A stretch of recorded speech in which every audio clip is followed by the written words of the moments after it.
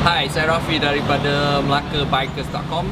Hari ini kita berpeluang untuk melihat motor Versys 1000, di mana motor ni telah dipasang double stand, dan sudah tentu double stand ni dapat menyenangkan rider tersebut untuk meletakkan minyak di rantai dan juga dapat menstabilkan motor ini.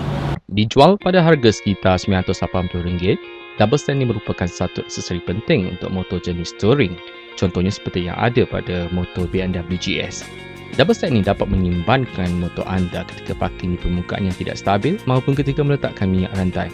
Pemasangannya agak senang di mana anda perlu membuka footrest terlebih dahulu sebelum memasang double stand ini.